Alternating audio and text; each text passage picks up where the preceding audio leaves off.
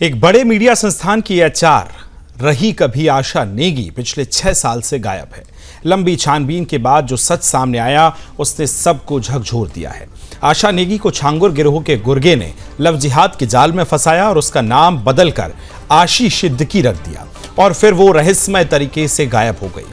इसी बीच एयरोस्टेट्स की पढ़ाई कर रही छात्रा प्रिया त्यागी के भी गायब होने की खबर सामने आई है। प्रिया का भी 6 साल से कोई सुराग नहीं है। जब आशा नेगी के भाई ने मेरठ में एफआईआर दर्ज कराने की कोशिश की तो इंस्पेक्टर अब्दुल रहमान सिद्दीकी ने उसे भगा दिया, लेकिन यही उसकी मुलाकात ईमानदार क्राइम इंस्पेक्टर शर्मा से हुई। शर्मा ने बदर नाम का आरोपी के घर छापा मारा, लेकिन वहां बदर के जीजा कासिफ शेख ने उसे धमका दिया और जांच आगे नहीं बढ़ पाई।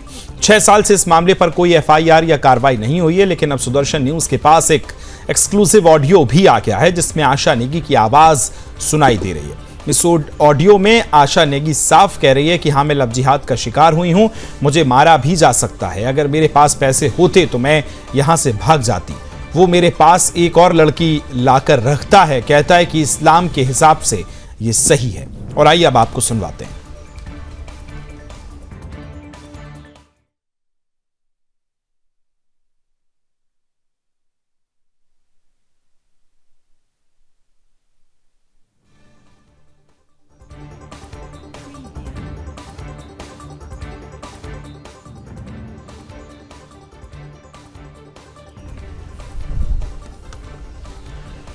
तो ये तस्वीरें आप देख रहे हैं छांगुर के किस तरह से गुर्गे जो हैं वो काम कर रहे हैं, ख़ास तौर पर लव जिहाद को लेकर काम कर रहे थे। और इसी के चलते कई सारी लड़कियां जिसमें नाम प्रिया त्यागी और आशा नेगी का भी शामिल है, उनको किस तरह से देखिए निशाना बनाया गया, ये भी आप देख रहे हैं। 6 साल से आशा नेगी लापता है और उसको सच तलाशने के लिए सुदर्शन की इन्वेस्टिगेशन टीम लगातार काम कर रही है और प्रिया त्यागी जो है वो भी गायब चल रही है। अभी कुछ दिन पहले हमने हमारे खास कार्यक्रम बिंदास बोल में इसका खुलासा भी किया था कि किस तरह से बदर अख्तर सिद्दीकी जो है उसके साथ ये रह रही थी और उसने, ये देखिए, ये तस्वीर हम आपको दिखा रहे हैं, ये बदर अख्तर सिद्दीकी है।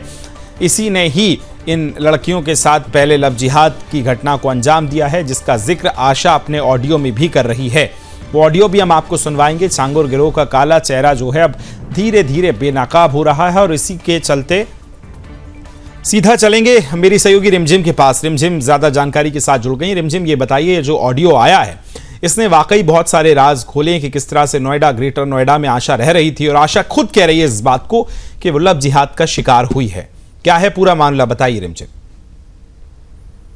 जी विकास, आपको बता दूं कि आशा नेगी जो है वो क्या कहते हैं, यहाँ ग्रेटर नोएडा में रहती थी और बदर सिद्दीकी के साथ अभी कुछ दिन पहले ही सुरेश चौहान के जी ने, प्रधान संपादक, अपने शो बिंदास बोल में उन्होंने बताया था कि किस तरह से बदर सिद्दीकी जो है वो छांगुर बाबा का एक गुर्गा था जो लड़कियों को उन तक पहुंचाता था। और ये जो 6 साल पुराना ये जो ऑडियो सामने आया है, क्योंकि 6 साल से ना तो आशा का कोई भी सुराग है, ना तो कोई भी कुछ भी ऐसा सबूत नहीं मिल पाया है कि आज आशा जिंदा है या मर गई है। और अगर जिंदा है तो ये कहना गलत नहीं होगा कि कहीं भी सऊदी अरब में वो किसी शेख के हाथों बेच दी गई है।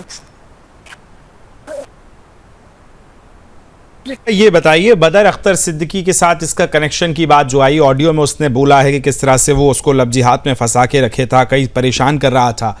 आशा नेगी कहाँ रहती थी, कैसे इसके चंगुल में फंसी है, और बदर को लेकर और कुछ आपके पास जानकारी है कि किस तरह से इन्वेस्टिगेशन चल रही है? जब इस आशा नेगी के परिवार वाले एफआईआर कराने जाते हैं तो जो वहाँ के एसएचओ होते हैं उसकी तरफ से उस पर दबाव बनाया जाता है, जरा विस्तार से बताइए।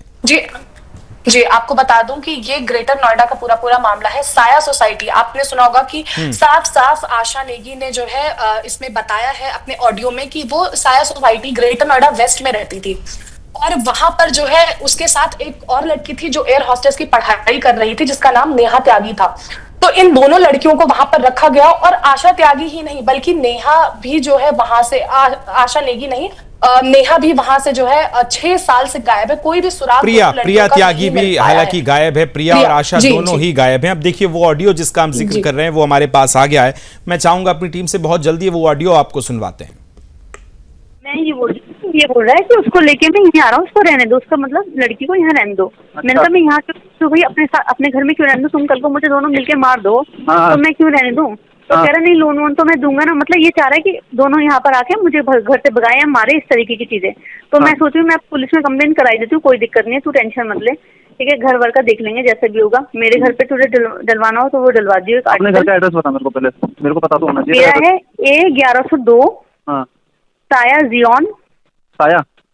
साया Zion, greater Noida west, A tower है 1102 फ्लैट नंबर, ठीक है, ग्रेटर नोएडा वेस्ट। और ये क्या नाम है, ऑपोजिट गौर सिटी 1 पड़ता है, ठीक है, ग्रेटर नोएडा वेस्ट है। हाँ, सेक्टर 62 से 30 रुपए का ऑटो होता है यहाँ तक आने के लिए, गौर सिटी का शेयरिंग ऑटो। सेक्टर 62 की मेट्रो है ना, या नोएडा सिटी सेंटर, वहाँ से यहाँ तक का 30 या 100 रुपए लगता है ऑटो को, कुछ ऐसा लगता है, ठीक है। और गौर सिटी के सामने ये तो फ्लैट है, ये फ्लैट किसी और के नाम पे है, आरिफ के नाम पे रेंट पे है। यहाँ पूरी सोसाइटी में इस आदमी के बारे में सब कुछ पता है, अकेले आने से कुछ होगा नहीं, ठीक है। अब मैं कंप्लेन दे दूं, मैं सोच रही हूँ कंप्लेन ही दे दूं, क्योंकि मेरे प्रेशर बना रहा है लड़की को लाने का यहाँ पर।